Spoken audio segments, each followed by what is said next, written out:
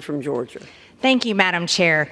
Today, I'd like to introduce an amendment that uses the Holman Rule to slash the Secretary of Defense, Lloyd Austin's salary to no more than $1, and $1 is too much money. Let's talk about the job description of the Secretary of Defense.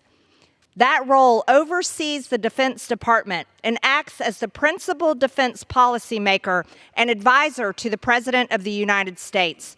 The Department of Defense's mission statement states that with our military tracing its roots back to pre-revolutionary times, the department has grown and evolved with our nation. Our mission is to provide the military forces needed to deter war and ensure our nation's security. Secretary Austin has not fulfilled his job duties. As a matter of fact, he's destroying our military. During Secretary Austin's tenure, military recruitment has reached crisis levels of low recruitment. The numbers show that the Army expects to fall 15,000 recruits short of its annual recruiting goal this year. The Navy is expecting to be short 10,000 recruits. The Air Force is down another 3,000. This cannot stand, especially with our government funding and fueling a war in Ukraine that is leading us undoubtedly to World War III. Secretary Lloyd Austin failed America with his withdrawal from Afghanistan, making American forces leave in retreat and feeling like failure.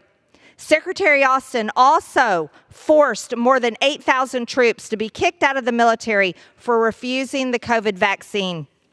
My amendment is a strong amendment, and many Americans agree. We do not want the United States military led by failure, causing us to be weak.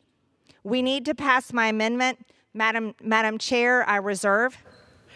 The gentlewoman from Georgia reserves. No. The gentlewoman. I reserve. For what purpose does the gentlewoman from Minnesota seek recognition? Madam Chair, I rise in opposition to this amendment. The gentlewoman is recognized for 5 minutes. And we've seen several of these amendments. I think, Madam Chair, you know how disappointed I am that these types of amendments have been proposed by the majority, but especially this one.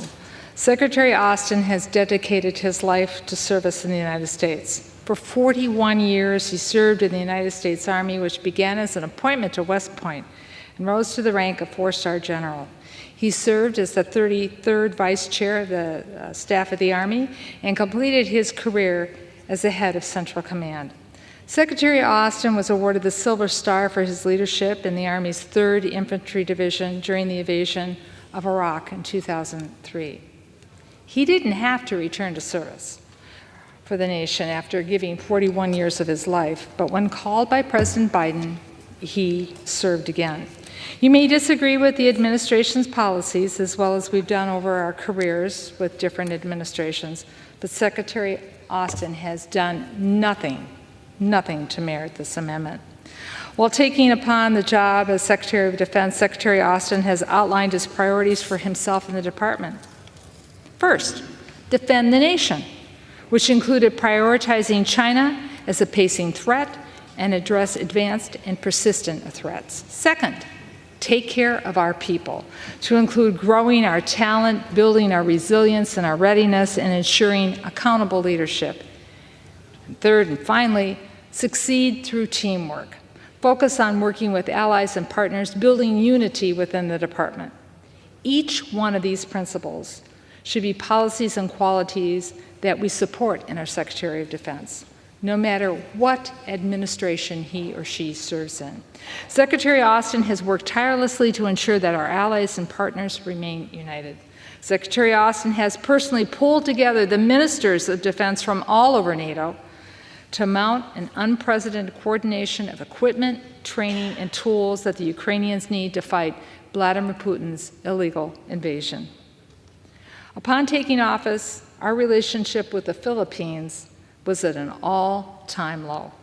Secretary Austin reaffirmed our visiting forces agreement, which led to the creation of rotational access to 9 total locations, strengthening our defense in the critical Indo-Pacific area.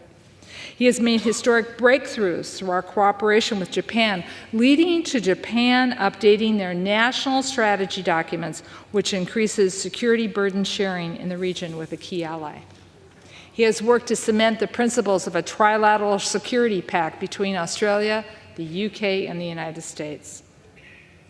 And that helps us with our U.S. military position in the Pacific. He's introduced programs that will help our military personnel, for example. As pointed out, recruitment's at an all-time low, but it's not because of anything that Secretary Austin did. Here's what he's doing to keep the retention and to attract people in. Introducing universal pre-K, which will cut daycare costs for our military men and women. Instituting increases in basic allowance for housing for active duty service members in 28 military housing areas that have experienced an average cost of more than 20% spike in rental housing costs. Expanding military spouse employment opportunities, strengthening support to our families, and cutting the cost of food at commissaries. Each one of these efforts help retain our servicemen and women to our service to our nation. There, of course, is more work to do, and there always is. But Secretary Austin is making the effort, and there's no need for us to make such a personal, drastic attack by eliminating his pay. For these reasons, I ask you and my fellow colleagues to vote no on this amendment, and I reserve the balance of my time. The gentlewoman from Minnesota reserves. The gentlewoman from Georgia is recognized. Madam Chair, I'd like to yield 2 minutes to Congressman Van Orden, who has also proudly served in the United States military. Congressman Van Orden is recognized for 2 minutes. Madam Chair, I have multiple combat tours as a Navy SEAL, including 2 to Afghanistan, and that is why I rise today in support of the amendment to use the Holman Rule to reduce the Secretary Austin's salary to $1. To paraphrase a famous British officer's evaluation, Secretary Austin consistently sets low standards and then fails to meet them. Secretary Austin remains in charge of the Pentagon, despite the fact that he's been responsible for the greatest degradation in the United States military since the Vietnam War and the highest active duty and veteran suicide rate in our history.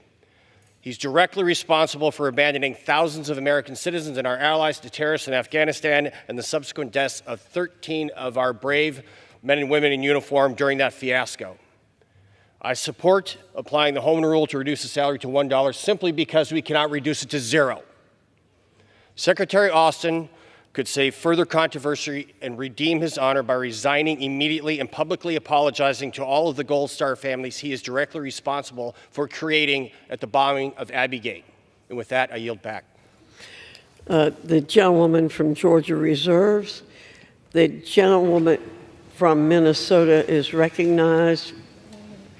The gentlewoman from Minnesota has 1 minute remaining.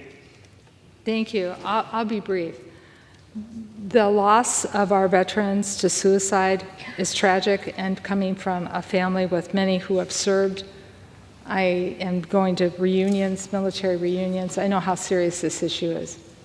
But to put this on Secretary Austin, to me, is just wrong, and it's disrespectful, because I've had these conversations with him personally about this.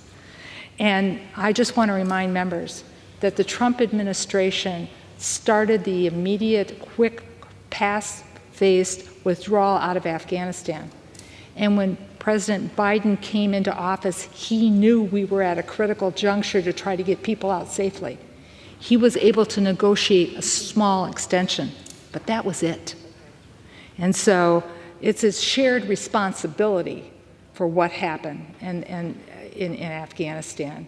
Maybe the administration could have planned it better, but the administration's hand, the Biden's administration's hand was forced by what the Trump administration had put into action. The gentlewoman's With that, I yield back. time is expired. The gentlewoman from Georgia is recognized. There is no excuse. You can't blame President Trump for the failure in Afghanistan. That failure lies on Secretary Lloyd Austin, Joe Biden, the President of the United States, and his administration. President Trump would have never led our troops to failure in Afghanistan, would have never abandoned $7 billion worth of military equipment, and President Trump would have never left the Afghan people in complete ruin and be controlled by a terrorist government, the Taliban. That is a complete excuse Democrats need to stop blaming President Trump and his administration for Joe Biden's failures. I urge the House to adopt my amendment, Madam Chair, to take Secretary Lloyd Austin's salary using the Holman Rule, which is a rule that allows us to fire failures that are serving our government and serving our country. Lloyd Austin is not serving the United States military. Lloyd Austin is leading it into failure. And with that, Madam Chair, I yield. The gentlewoman from Georgia yields back the balance of her time. The questions